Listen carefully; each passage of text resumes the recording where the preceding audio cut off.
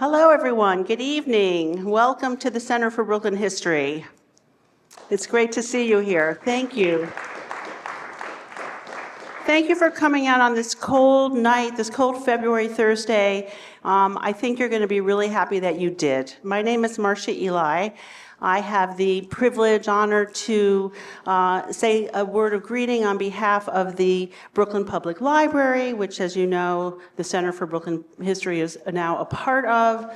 All my colleagues at the Center for Brooklyn History, as well as BPL Presents, which is the arts and culture team at the library. So the program tonight is called Joining the Clubs, Inside the Ethnic Power Centers of 1960s Brooklyn Politics. It's inspired by the completion of the processing of one of the hundreds of collections that CBH holds, the Jeffrey Gerson Brooklyn Politics Research Collection.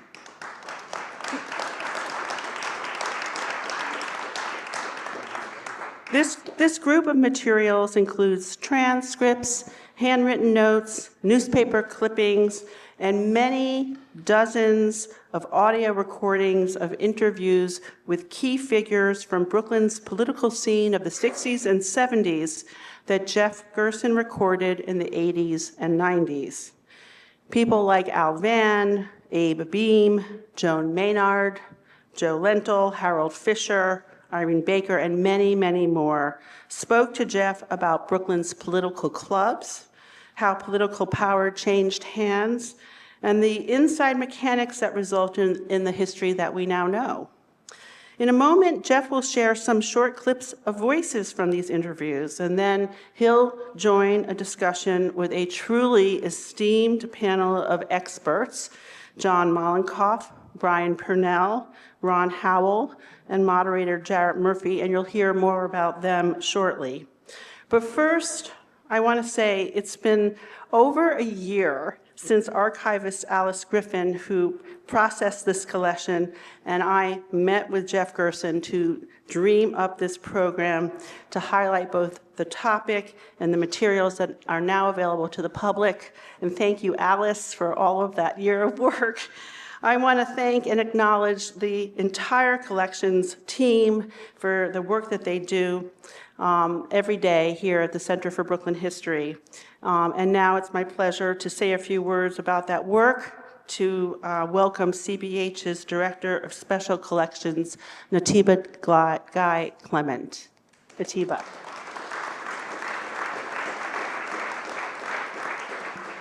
Thank you, Marcia. I just want to take a moment to acknowledge Alice. Alice, I'm sorry, you're going to have to stand.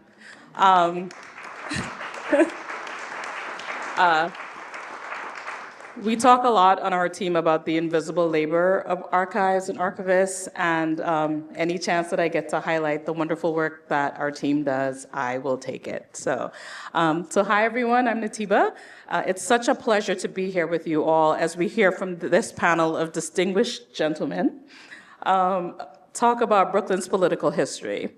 As Marcia mentioned, the collections team have worked to process the Jeffrey Gerson Brooklyn Politics Research Collection, and they join many other collections in our holdings related to politics in Brooklyn, such as the Major Owens Collection, the Raymond Ingersoll Collection, the Manuel Seller Collection, and the Joseph Lentil Collection, to name a few.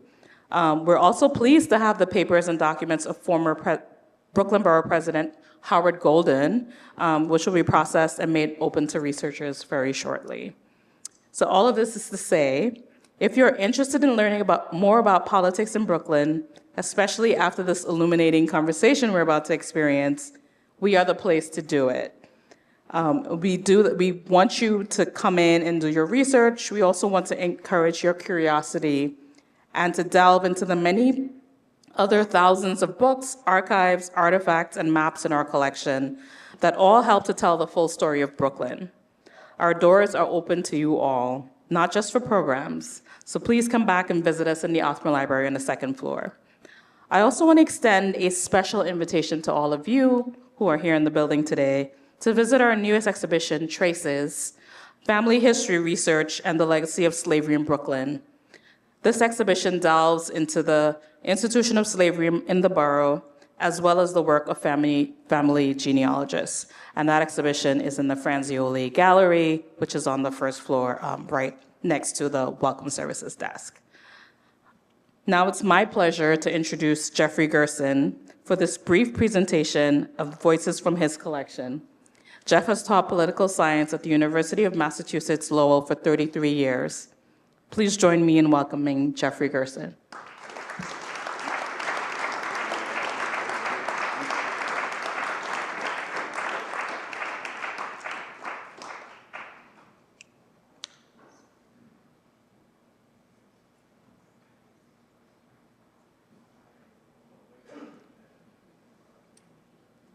Good evening, everyone. A few words of thanks are in order. Thank you all for being here, of course. And I want to thank my wife, Laura, for being here, and my son, Gabe, as well. Raise your hands so people can see you. Many friends from Brooklyn and graduate school years who had to put up with me talking about these interviews for 6-7 years from 1986 to 1992. I want to thank the panelists who are here as well, but especially John Mollenkopf, who is my doctoral dissertation advisor. Those of you who've been through the dissertation know how important that advisor can be to help getting you through it, and John was amazing. Also, Brian Purnell, who's on the panel tonight, he was the one who encouraged me to deposit these recordings here at the Brooklyn Historical Society. And of course, thanks to Marcia and Alice and the staff for processing everything. So I completed my doctoral dissertation, Building the Brooklyn Machine, Ethnic and Racial Succession in Central Brooklyn, 1910 to 1964, back in 1990.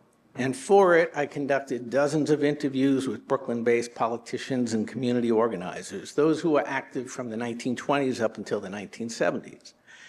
And what I found was that Brooklyn was very unique compared to other American cities, especially Chicago, most often studied, that it had a relatively smooth transition from Irish to Jewish Italian leadership, and then from Jewish and Italian leadership to Black leadership in central Brooklyn.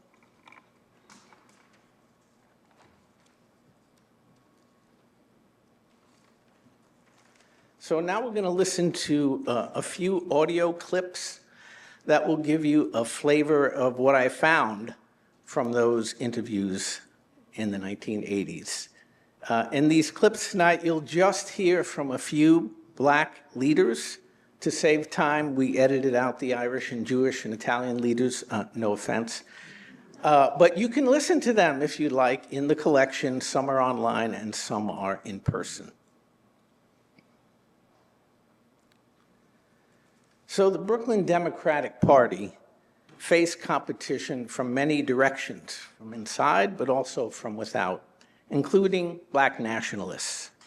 Black activists from the 1920s through the 1940s were attracted by the Marcus Garvey movement, which promoted Black nationalism and pride.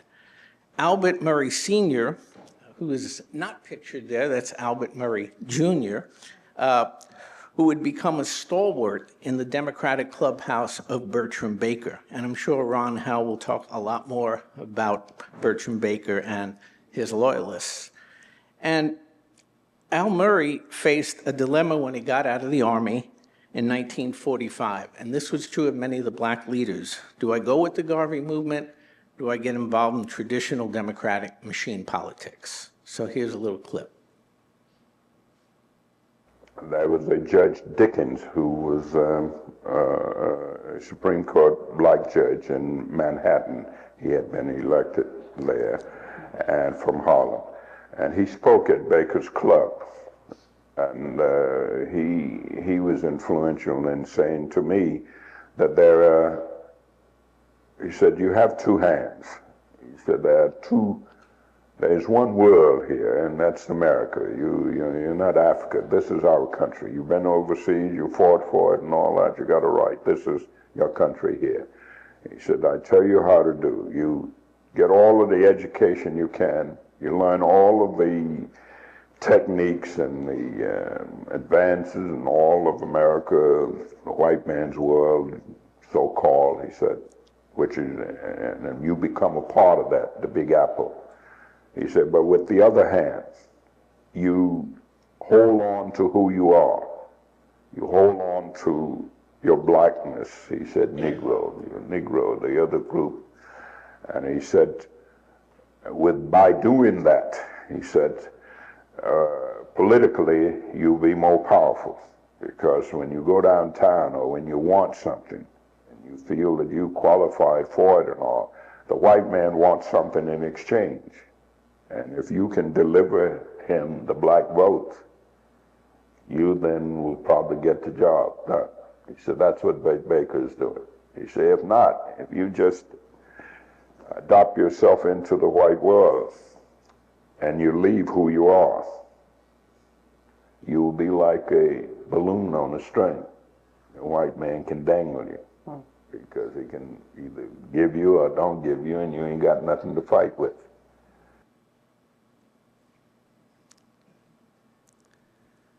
So Burt Baker, I mentioned, was sworn in as the first black assemblyman in Brooklyn in 1948. One of the questions for the dissertation was, did he have to fight tooth and nail the Democratic Party leaders, or was his transition into power made easier by the Irish and Jewish leaders? And what I found, there were a few key, particularly Jewish leaders, who helped Baker and other black leaders along the way. I just want to mention their names because they're deserving of it. One was Lloyd Hertzka, who became a judge, and also Sidney Squire as well, who was the attorney for the county organization. But when you ask the black leaders, how was the fight to gain power, they argued, as Willie Thompson and this Willie Thompson Sr. will say, that it was a constant battle. So now we're going to hear a quote from Willie talking about what the power relations were really like.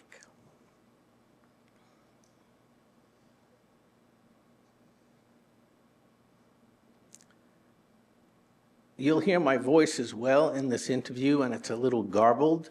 I think Willie's voice comes out fine. So it's just, I was just asking that question about, did you have to fight for everything you got? Let me tell you, I've done interviewing with some white leaders at the time.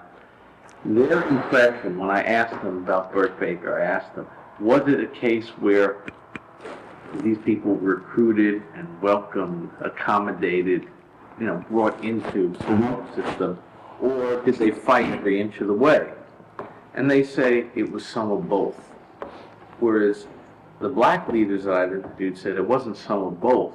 They fought every inch of the way, and they had to fight to get everything they got.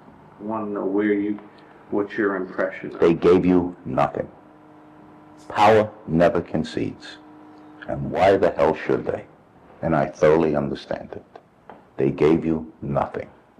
The only reason Burt Baker, they eventually gave it. When Maud Richardson started coming that close, it was time you were going to get beat sooner or later. So they turned around and Carney gave up the seat to Burt Baker. But had there not been the pressure, there would Forget it. Why should they?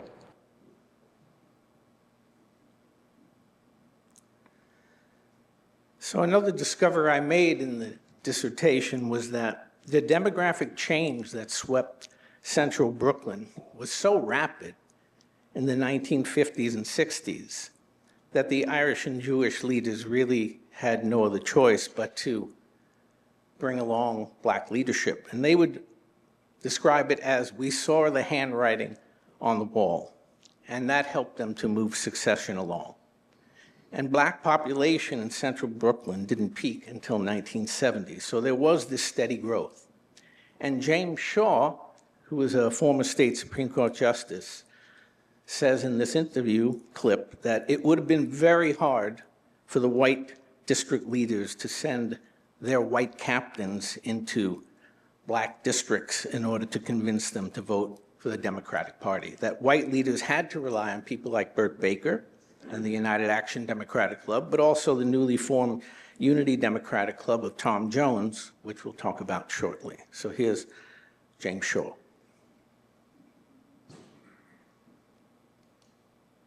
First of all, that area, like so much of Brooklyn, was heavily populated with people of West Indian descent. In the old days, the West Indians tended to organize in a kind of an insular fashion. They would have organizations. They would have the Nevis Benevolent Association. They would have the Barbados Benevolent Association, and they would have the Trinidad and Jamaica Benevolent, and they would have all these benevolent associations, which in many ways were mutual assistance kinds of organizations, and Baker had, with his Nevis background and his active participation in the Episcopal Church, he had direct entree, and he cultivated, and he worked with, and he supported, and these people in turn supported him. And I would say at least 1/2 to 3/4 of the brownstone ownership in that area were these people. And so, I mean, Carney knew good and well when to make concessions and step back, and he would not affront Burt Baker by attempting to send in Irish and Jewish captains over there. Not that they would be that comfortable going up there ringing those doorbells and trying to get people to sign the signature.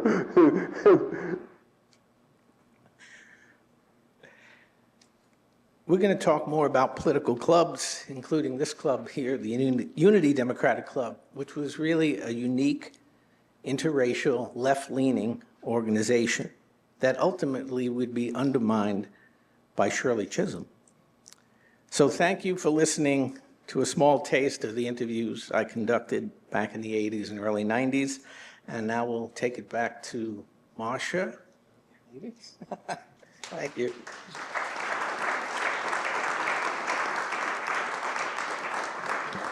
Okay, I'm going to welcome the panel to the stage, including Jeff.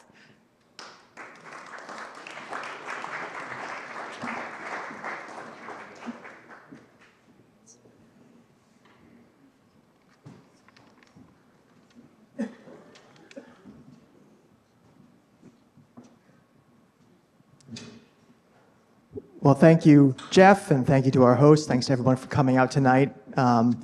My name is Jarrett. I'm the moderator. I'm a freelance journalist. And the panel you see here is full of very impressive people with incredibly long resumes. If you read them, we'll probably have to call it a night there. So this will be very abbreviated, but just to let you know who is going to be talking to you for the next 40 minutes or so. To my immediate left is Mr. Ron Howell. He's an experienced journalist. He's served as a foreign correspondent reporter for Newsday for over 20 years. Also served a very distinguished stint at Brooklyn College, which wrapped up a few years ago. Author of several excellent books, which you can look up later because their titles are too long to read now. Next to him is Professor John Mollenkopf, who teaches political science and sociology at the CUNY Graduate Center, directs the Center for Urban Research, and chairs the public policy subfield in political science. Also the author of many great books, which I recommend heartily. Next to him is Brian Purnell, who is a professor of Africana Studies and History at Bowdoin College in Brunswick, Maine. Came all the way down on the bus from Maine today, so no one's sob story about coming here from like Bushwick is going to get any sympathy from him. He gets the award. And his scholarship falls generally within the field of U.S. history and specific concentrations in African American history, urban history, and the civil rights and Black Power movements. Also many excellent books to his credit. I've not written a book, so that's why I'm not going to emphasize their excellent titles. But just to pick up sort of where Jeff left off, I think many of us in the room have heard about political clubs. Some of us are old enough to remember them playing a significant role. Obviously, they still exist to some degree. But John, I want to start with you. Give us a sense of what role clubs are playing at the time when Jeff's research is referring to. Obviously, this is after the New Deal. This is long after the heyday of Tammany Hall, but before the state of clubs as they currently exist. What was their role in Brooklyn politics, and why were they so important?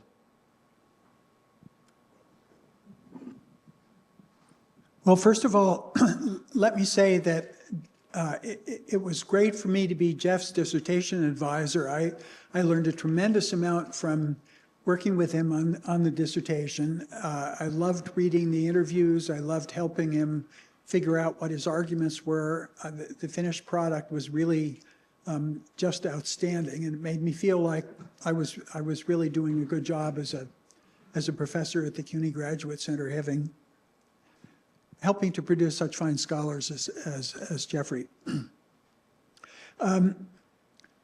Things are really different now than they were then, but some things are still the same. The political clubs are organized along assembly district lines, and they have two basic functions. One is to control who gets into office, and through the primary process for electing assemblymen and state senators. And the other is to mobilize people to participate in elections.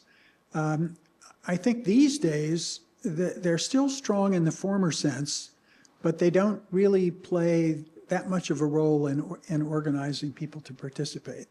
They're more of a sort of control and blocking mechanism than they are an organizing mechanism. And a lot of other campaigns mobilize people, interest groups, labor unions, neighborhood organizations, and so on.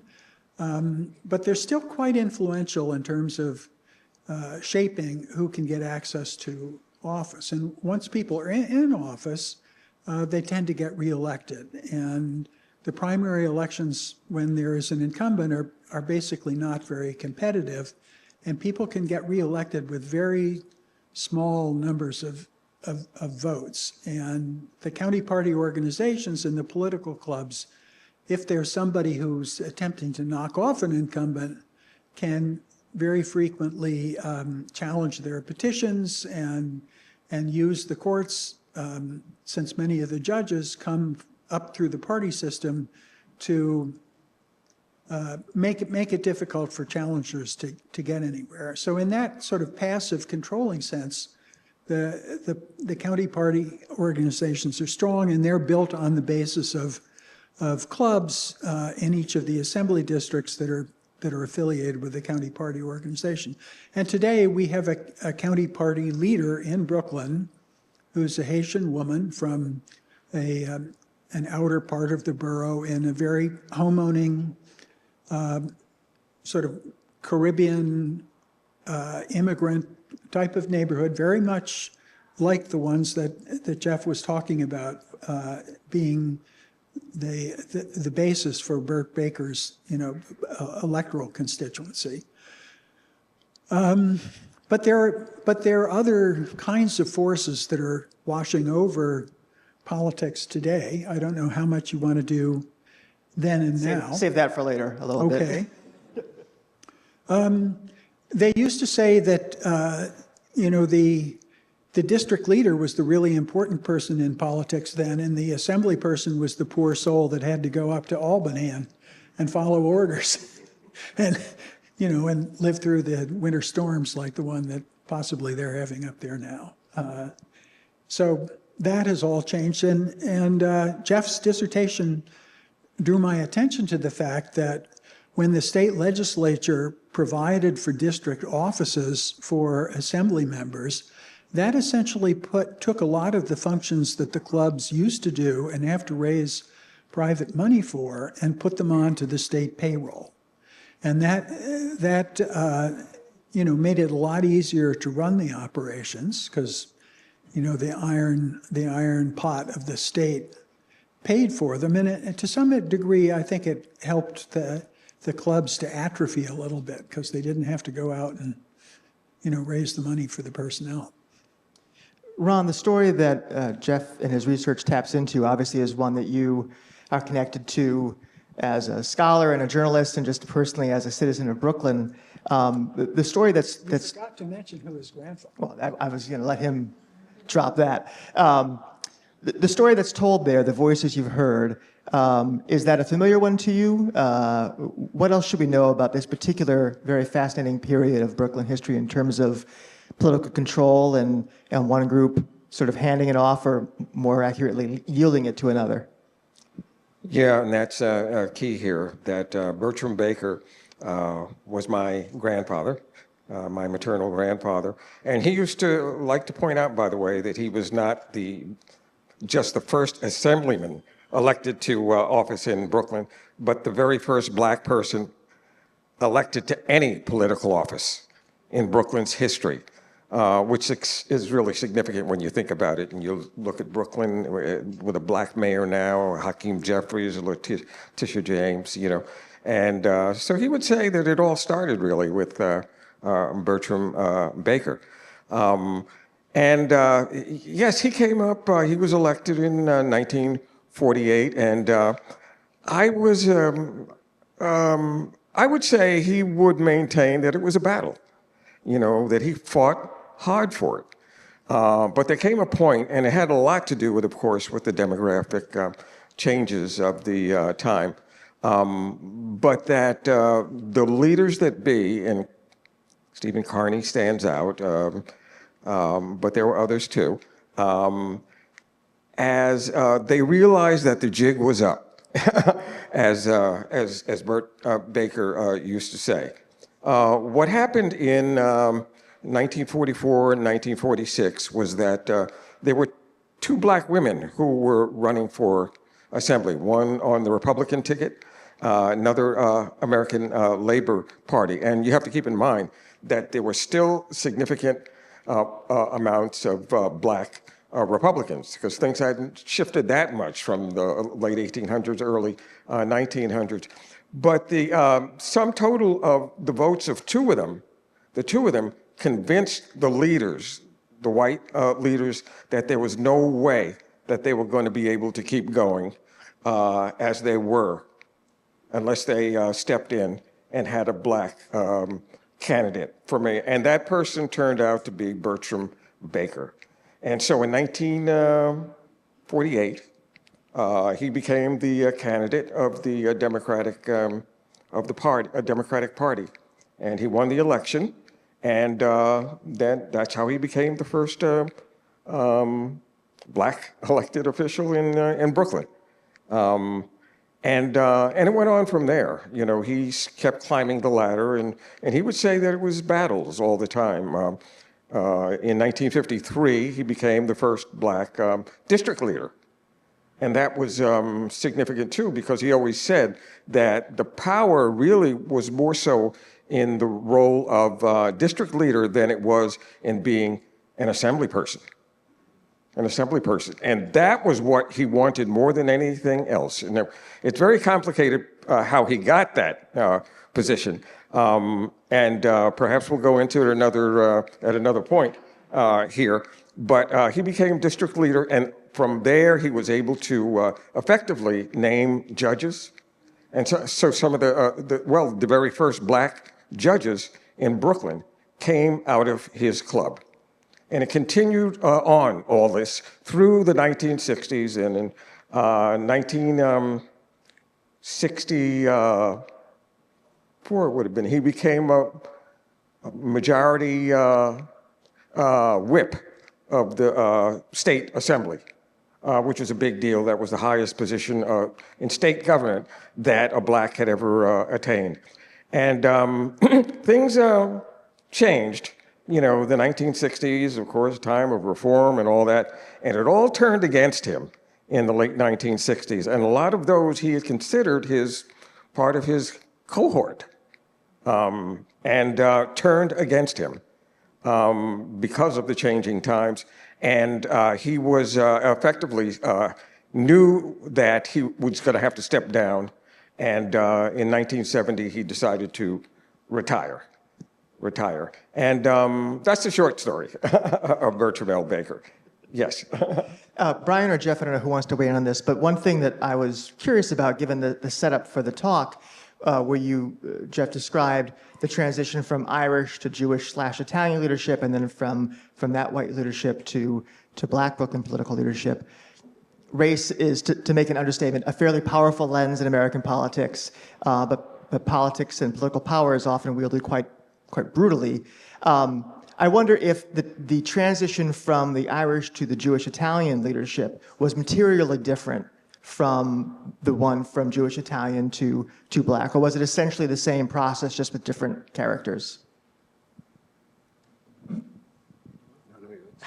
That's fine. Okay.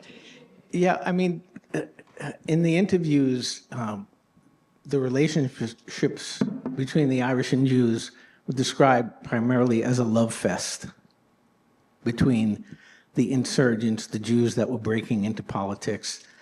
And it was in part because of that demographic change that was taking place in the 20s and 30s, where Jews were moving out from the Lower East Side and into Brownsville and Crown Heights and Bed-Stuy. And the Irish leaders were losing their population out to the suburbs at the time. So they needed the Jews, essentially. And they were hard workers. A lot of those captains became mayors, like Abe Beame and others. So the way they described it was that it was a very smooth transition between them. But the same stories were pretty much told, despite what we heard from Willie Thompson saying that they had to fight for everything they got. There were also a lot of close relationships that were formed, and maybe Ron can comment on this as well. You can do battle with someone and fight in the political process, but also have a good relationship with them.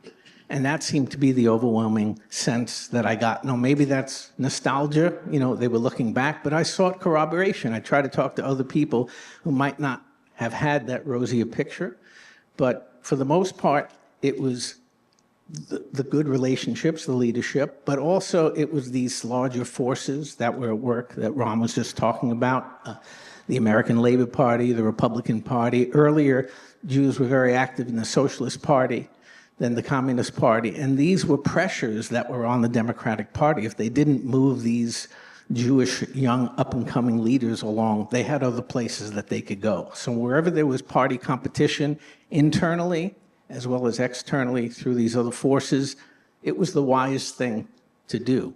And often they saw that handwriting on the wall and they took steps accordingly. Brian, one thing I was thinking about, especially with the first clip that Jeff played, which was Mr. Murray talking, and he describing, going downtown to get something that you feel you qualify for, and you have to have votes to show for it, and that transactional nature is obviously part of politics. But I wonder, and this is a fairly big question, but did the success of Black leaders at gaining political leadership translate into gains for their communities? Did they get the stuff that they qualified for in a larger sense? That's, I feel, a big question behind the ethnic succession, is whether this delivered the goods for these communities. Yeah, and so I've written a lot about people in Brooklyn, Black people in Brooklyn who were not tied into the clubs or the machine, for lack of a better term. These were, we would call them activists, or we would call, they formed block associations, they formed protest groups. Jeff does write about, towards the end of his dissertation, a group called Operation Unemployment, which was started in part by a man named Andrew Cooper, who ran The Sun, which was a black paper, independent black paper in Brooklyn. And so Operation Unemployment was this effort on the part of Black people in Brooklyn to push for more jobs in construction, more jobs in kind of municipal services. And so there's this, from my research on civil rights activists and Black power activists, there seems to always be, at least from the 60s onward, there's always this push to try and get or wring out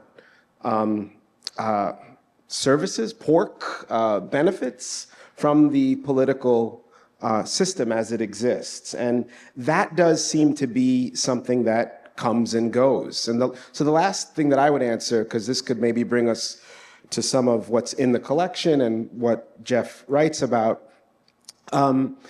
Thomas Russell Jones. Thomas Russell Jones is this prominent, from 1960 onward, he's this prominent Black power broker, or he eventually becomes one. He forms his own club, the Unity Democratic Club, the UDC. He goes to join the Democratic Club when he comes back from World War II, I believe, fighting in World War II, and they tell him to go to Burt Baker's club, and he says, I don't want to join a racially segregated club. I want to join the Democratic Party clubs. But anyway, come 1960, he starts his own club. He's elected as a judge. He serves in the assembly at some point. No, he serves in the assembly, then he's elected a judge. But the point of the story that I want to share is in 1966, 1967, there's a tremendous investment in community development in Brooklyn. It eventually becomes the Bedford-Stuyvesant Restoration Corporation. And Jones is one of the people who's advocating for more investment, war on poverty money, even at one point, urban renewal money, to come to Brooklyn. And his whole argument is, we are still being left out of the jobs and of the services and of the economic development. So it seems to be that even when there's black faces in high places as district leaders or assembly representatives or city council reps or maybe even a mayor a couple times in our history, black power or power doesn't always trickle down to the community in the way that those representatives may symbolize to people then and now. Let's talk about the Unity Club, because you mentioned that in your presentation too as an important kind of player in this, as an entity into itself and also as a representative of the process of groups inside and outside the Democratic mainstream shaping the party, whether it was third parties or clubs within the party apparatus that perhaps were reform clubs or opposing the dominant leadership. But talk about the UDC and the impact it had. Yeah, and you already started talking about Tom Jones. I don't think he gets enough press. Like, people understand what a powerful force he was. You know, his father was involved with the Marcus Garvey movement, so he kind of grew up with a strong black nationalist tilt, but then he got turned on to radical politics in the 1930s. I think his quote was, anybody who wasn't against Hitler and fascism was in the wrong place at the time, except for a young black lawyer to be fighting those kind of fights led to not a lot of paychecks for him. But he went to war. I think he almost got court-martialed during the war for insubordination, came out, and like a lot of black young men were looking to get involved in the political system. He rejected Burt Baker, and what was there left to do? But there were other interest groups working within Brooklyn politics, black Brooklyn politics, and that culminated in the battle for the first black judgeship in 1953, and there was an organization created by Wesley MacD Holder, another important name from that time, who was kind of working outside the political system. And Louis Flagg, who was eventually elected, was not a Democrat. And so he was brought into power by sort of independent forces. Burt Baker, on the sly, what people told me, had to support the white candidate for the judgeship. It turned out there were two judges, white candidates, and they split the vote, and that helped Louis Flagg get in. But he had to tell the Democratic Party he was supporting Benny Shore, who was the Democratic Party candidate, but on the side would tell members of the club, if you want to vote for Louis Flagg, it's okay with me. But Jones, anyway, was caught up in the fight for that black judgeship, and he saw finally an opportunity for himself and the group that he had become actively involved in the 1959 period, which was largely interracial. A lot of the couples had some member who was involved with the Communist Party who would also kind of help influence their spouse to kind of lean to the left, and Jones was part of that. And it was kind of a wonderful thing that they had going in the Unity Democratic Club, because they saw the need to have Tom Jones as the leader of the club, but also was highly integrated. And Crown Heights in that neighborhood was also highly integrated and also welcomed interracial couples at that time. And they were insurgents. They challenged the established Democratic Party leaders, gained power, and joined forces with people like Andy Cooper, who wanted more than what the Democratic Party offered. In fact, Andy Cooper's main critique of the party was that it helped middle-class people who had an education to get jobs in state government or local government. It was great for lawyers who would eventually be able to get maybe a job in the court system. But what did it do for poor and working class people? So that struggle at Bond and Ebinger Bakeries, downstate hospital to try and get jobs was their effort to kind of shake up the Democratic Party system. But when Tom Jones elected to take the judgeship in 1964, sadly, that reform radical impulse just kind of faded away. Want to jump in? Yes, and that is true about Tom Jones, and I would say Judge Thomas Russell Jones because I, am his like a grandchild in a way, and that was very true. But I see in Thomas Russell Jones someone who stayed radical his whole life. He was very significant to me, not just because he was in the UDC, but because even though he was opposed to Bertram Baker in so many ways, they stayed close, and he always said that about Bertram Baker. But I recall very fondly in 2003, when I was a reporter for Newsday, doing an interview with Thomas Russell Jones. And he opened up with me about how he got the Supreme Court judgeship. And you know what it was? He paid $35,000 for it. He paid $35,000, and he makes it clear that he was asked for $50,000, and he went to meet Esposito, of all people, and said, "What is this? It was $50,000?" And he said, Meet Esposito told him, "Listen, if as a Supreme Court judge, you cannot make that money back in 1 year, you're dumber than I thought." And to me, that was Thomas Russell Jones, that he opened up about that with me. And he was attacked, all over the place, left and right, as it were. And so I saw Thomas Russell Jones as a truth teller. In fact, I like to say that he sometimes told me he wanted to, back in the day, become a journalist, but it just wasn't going to happen that way. And so he was very, very special to me, and I think to Brooklyn. And despite all that was said about him and people not liking him because he left the UDC and the Assembly, become a judge, but he gave a practical reason to me for doing that. He said, as an assemblyman, I was paid $10,000 a year. I couldn't afford to send my children to college, as opposed. So he decided to take another path in life, and he told the truth. He told the truth. Go ahead, John. So my first job in New York City was working in the Department of City Planning in 1980 and 1981 for Herb Sturz. And also working for Herb at that time was David R. Jones, who was son of Thomas Jones, at that point serving on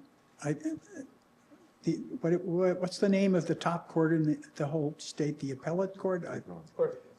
The Court of Appeals, and a very eminent and important jurist who was a role model for many people and had an influence that way as well. I'm sure. And many of you probably know that David is the president of the Community Service Society and a very strong voice for social equity movement in New York City.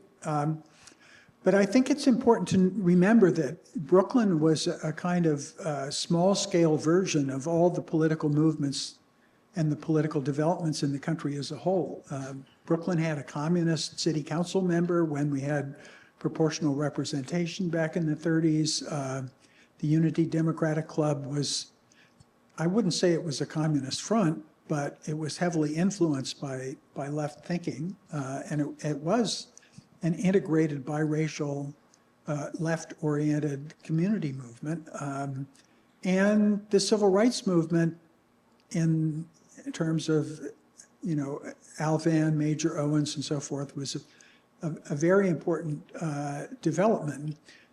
Citywide politics has kind of faded out a little bit in this picture, but there are moments of reform at the citywide level, and particularly the election of John Lindsay, a Republican who relied on sort of dissident Democrats and minority voters, and the rise of the poverty program in Brooklyn, which led to the growth of a sort of alternative base of black leadership with people like Owens and Van, was very much a part of that, and somewhat kind of deliberately opposed to the old guard machine politician types in the black community who were seen as not really delivering enough for the community. And that division has also sort of come and gone, and we have a new generation to think about. People like Zelnor Myrie, I think, is a very interesting fusion of a lot of these different trends, in some of the same neighborhoods where a lot of the events that we're talking about had taken place in the past. But one name we haven't really talked about that I think has got an interestingly complicated history. We were talking about her a little bit before we came on stage tonight, is Shirley Chisholm, who both was very much a radical departure, but also at many important points, stalwart principle of old-fashioned machine politics. And I'd be very interested to know where, all of you come out in. I mean, she's being celebrated without much criticism these days, and I wonder if anyone dares to share a few critical thoughts about her. Anybody have a hot take on Congresswoman Chisholm? Well, I'm writing about black nationalists from the mid '60s on. I'm writing a book about some of the people who were at the center of Ocean Hill-Brownsville, who were teachers, and that's a bit of another story, although it's related to Jeff's really strong argument about the ways that Irish to Italian and Irish-Italian to Jewish and Italian and Jewish to Jewish and black moved. His study is really inspiring, I think, because it's so different from what I spend all my time with in 1967 and 68, which is not, as somebody said, a love fest, to put it lightly, right? But so on Chisholm, in 68, there is a pretty well-organized group of, at the time they would be called militants, right? But they really were collections of black nationalists, black power advocates, and they had in part formed a base through the teaching organization with the African American Teachers Association, but then they also moved in a lot of directions. They were very critical of Chisholm. For two reasons. One, a lot of the more vocal members of this faction were men. Al Van, G2AUC, Sonny Carson. And so there is a patriarchal element to their politics. And they were critical of Shirley Chisholm as being a woman who kind of seemed to come out of nowhere in their eyes, although that's not true when you study the UDC. So I think one of the criticisms of Chisholm at the time from the nationalists and the militants came from a sexist position. But then too, they were critical of her willingness to reach out and do so much organizing across racial lines. She really was quite masterful at building a multiracial coalition, which got her elected to be the first black congressional representative from Brooklyn in this newly created district, right? So that was another criticism that the militants and the nationalists had. Here you have this new district, which people fought like heck to create so that there could be a congressional representative for this hundreds of thousands of black people in central Brooklyn. And the militants wanted, in 1968 is the election, right? They wanted a militant. They wanted a black power person to go to Washington to represent the People's Republic of Brooklyn, right? But what they got was this savvy, intelligent, incredibly versatile, I'll put it out there because this is my community, West Indian, Barbadian, Bayesian woman who reached across the line to work with Brooklyn Jews, work with Brooklyn Italian. She was really quite masterful in a way that rankled her critics, who stayed on the outside in a lot of ways until Van, rose up and became one of the leading political figures in the state. So that is a criticism of Chisholm, is that there was criticism that she seemed like a woman upstart, which she wasn't, but she certainly wasn't a nationalist, or she wasn't a black power figure, not in the way that they wanted her to be. And so I think that's a legitimate criticism from that time. So we are going to ask one more question of the panel before we open up to yours. And obviously this collection and this history is valuable in its own right, but I wonder if there's any lesson for today's politics that we can distill and extract from it. Any guidance in terms of how we make politics in the city more representative of the communities that are here now, or how we connect political decisions in far-off places to people on the street level. Does anything leap out to folks in terms of what we can take from this and kind of run with it as we chart this new America we've had for the past few days?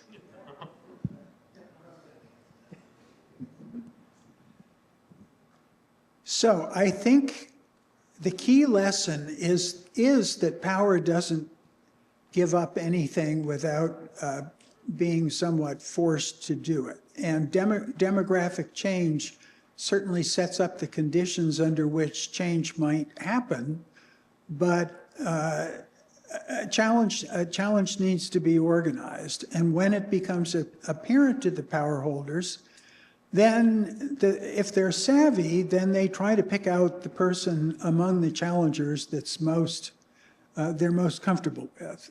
And really, Jeff's dissertation is story after story of that sort, where the savvy people in the organization do accomplish that. And that's the genius of the adaptability of the regulars. I'm not quite sure how that applies to the Republican Party in the age of Trump.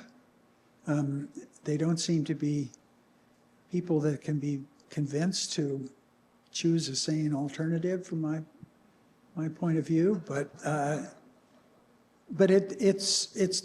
think it may apply to the 2025 mayoral election that we're about to hold. Other thoughts? Well, maybe we'll open it up to folks. If you got a question, raise your hand. You don't need to introduce yourself. Just go ahead with your question, and we'll get someone to respond. My name's Pete Eichenberg. I ran for Congress in 68 and 70 and National Convention in 72. Speak the mic so we can hear you. And I worked in Bedford-Stuyvesant. You have to hold the mic right to your face. I worked in Bedford-Stuyvesant for restoration in 68 to 70. And I was elected to the poverty program before I got active in politics. And I knew all of these people. So I'm going to give credit to Shirley Chisholm for just one little incident. When I was running for Congress, I went to her as I saw 3 other Congress people had spoken out for me and got me on the evening news. And Shirley says, "No, Pete, you come to meet me at such and such place, and you and I are going to be on separately, and then you'll be on the evening news, but you'll get more often that way." So she gave me I was a little protege of hers. I just give you I can give incidents on all these people. Andy Cooper said, Tawana Brawley made his career. He kept the circulation of that newspaper going and going and going. So anyway, that's a little incident on him.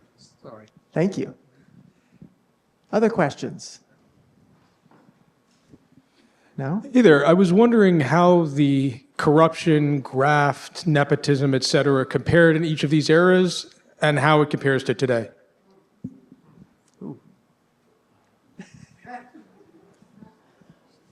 Well, there's so many different kinds of graft and corruption, so many different flavors that are almost impossible to eliminate. I mean, the building inspectors, the plumbing inspectors, or the police, or and it takes constant monitoring to keep it under control. And so it's sort of episodic. But which particular kind did you have in mind? Take your pick, but how do the different eras compare? Which is most corrupt, which is least corrupt? How is it compared to or different from today?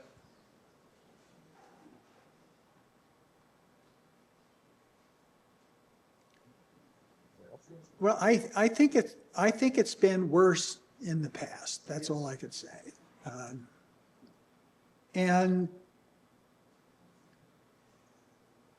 you know, both in the inspectors, the building inspectors, and the police, I think it's at relatively low levels at the moment.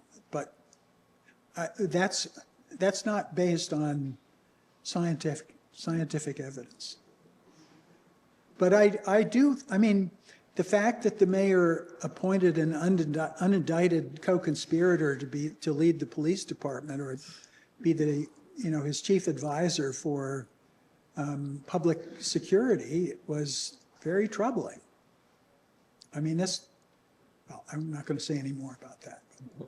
There's some kind of monkey business was going on at the top of the police department that hasn't been fully revealed yet, but will, I think. Yes. Thank you. I'm a very close friend of Ron, and both of us worked in journalism for all of our careers, and we're both quite long in the tooth at this point in our life. But one thing I wanted to ask you, because we both observed this over the decades of our careers, the sort of the melding philosophically or politically, I should say, it's really not a philosophy, but the melding of the two parties. The parties don't really distinguish themselves, in some people's opinion, today, the two parties, the Republican and the Democratic Party. So what do you see the future like? Because should there be a third way? I think that from what I've seen over the last 15 months with the strife around the world and the election of Donald Trump, is that seem to be a lot of anger and apathy among the vanguard youth. You know, there are generations coming after us. We're not going to be here forever. So what do you think about the two parties, and have they sort of lost their way? They're not accomplishing much. You know, the Princeton report 15, 20 years ago said that 90% of the issues that people voted for are never realized. What do you think? What will multi-party politics look like in the future?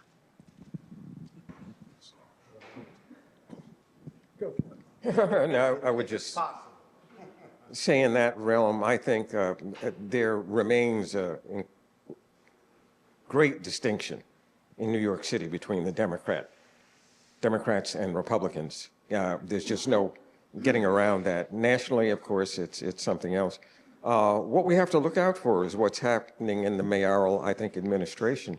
The way the mayor is sort of playing up to, it seems, in many respects, to Trump. And, it's for obvious reasons. He's looking to save his own, political life and to keep out of jail if he can. So, the question becomes, how much will that way of carrying on in politics keep up? I don't think it will be great, but, that's very, very significant. And I do think that there remains, that difference, and the Democrats in New York City and in Brooklyn will remain true to what they were over the past generation. That's my feeling. Time for one more, I think. Maybe two. Why don't we let a number of people? Hi, thanks.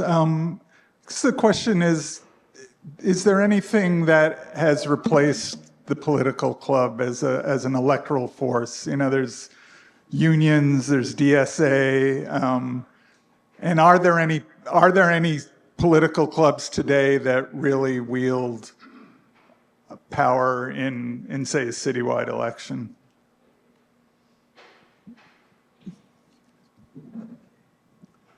Well, the DSA is a kind of political club, which is not, geographically based in the same way that the traditional political clubs are, although it has a South Brooklyn group and a North Brooklyn group and a Queens group and so on. I think there are about 400 or 500 really active members of DSA in terms of people who will, contribute 4 or 5 hours a week to doing their work. They're planning on knocking on 1 million doors in the primary election. So I think they've kind of supplanted the Working Families Party in terms of the ability to actually mount a field work aspect of a campaign. Zellner Mamdani has been doing a good job in terms of, street level PR work using digital media, free media to reach out to people. So it's an interesting insurgent campaign. I don't think it's going to swamp the, I don't think that he's going to get very far, but it's certainly going to perturb the system. The other, the labor movement is fragmented. The Central Labor Council will try to coalesce as much as possible, but the different unions have very different interests at stake, go in different directions. A lot of the municipal unions will stick with the mayor through thick and thin. The Hotel Trades Council and the construction unions, the construction unions are very allied with the real estate industry and, have very clear sort of pro-growth interests and are not so interested in social equity, et cetera. So it's not that easy for the unions to really coalesce in a progressive direction. There's a lot of fragments that when they come together in a progressive direction, basically I think when the African American vote and the white liberal left coalesce around a candidate, when they do, for example, behind Tish James, they can very easily win an election, but they don't always come together. And in an election where there are candidates from different racial backgrounds who are not ready to cross-endorse each other, it's easy to see them, going in different directions. So I'm not sure how, especially, with Andrew Cuomo potentially coming into this race, it's not clear exactly how it's going to work out in my mind, or how the progressive forces could coalesce. I'm worried about that. Try to get in one more. You here in front? I have a question. You dangled a thing about how Shirley Chisholm destroyed the Unity Club, and I'm fascinated to hear about that and maybe how it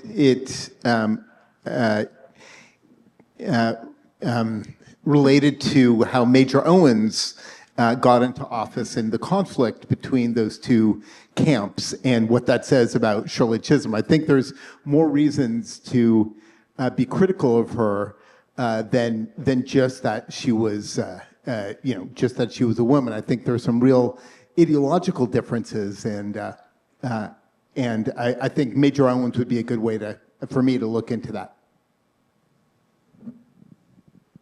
Well, one of the most heartbreaking things about doing the interviews was hearing the story about the demise of the Unity Democratic Club. Not only was it just that Tom Jones saw an opportunity to take a judgeship, but from the testimonies of the members of the club, where Shirley Chisholm went to Tom Jones, claimed she had a black book with all the members of the Communist Party who were in the club, and she was going to the FBI and inform. And Tom said, I want no part of that, but did not stop her, did not challenge her. And she got up at a club meeting with the black book, waved it, threatened all the members. And this is not too far from the McCarthy period. This is 1964. And people were frightened enough that without Tom's support, they backed away from the club. And in her biography, Unbought and Unbossed, there's no mention of any of this. She's just the challenger against the Democratic machine. And I tried for years to interview her and finally tracked her down in a telephone call. She would not go on the record to be interviewed, but the quote was, "That was one of the darkest periods of my life, and I do not care to revisit it." Click. That's how that story ended. Yes, that's absolutely true about Shirley Chisholm, that she kept that hidden for so long, that her role as a red baiter, within the Unity Club. And, but it was critical to understanding her, and I suppose her personality, which is to say she was a politician. She was a politician. And she rose and made it all the way, and was as successful as they come, with her autobiography, Unbought and Unbossed, and, with presidential candidate? As presidential candidate, she went all the way, and still with the bosses behind her, Meet Esposito, you might say, still behind her. And she was, in that sense, an incredible story. And she came and made it all the way. And I think my grandfather, would want to point that out himself if he were around. But Shirley, and give her credit, for what she did, to have run for, and run for president as she did, in a really credible campaign, in a sense, was remarkable. So, we have to give it to her in the end. So I think that one thing I'd say in closing is that obviously as we've just discussed, the work of these clubs and the people who gained and lost and yielded control was sometimes inspiring and sometimes not. But one thing I've always admired about the clubhouses was it was about people coming out, even when it was cold or wet, even when they didn't know of anybody in the room, to roll up their sleeves, to talk about something that mattered to them. And maybe there's a lesson there for this kind of dark period in our current history. And if that's true, then I think all of you are a testament to the fact that spirit remains, because you came out when it was dark and cold and wet into a room where you didn't know everybody to discuss something important, namely this amazing history. So thank you to all of you for coming. Thanks to this amazing panel, our hosts, Marcia and Allison, and of course, Jeff for putting it together. And I hope everyone gets home safe. Thank you.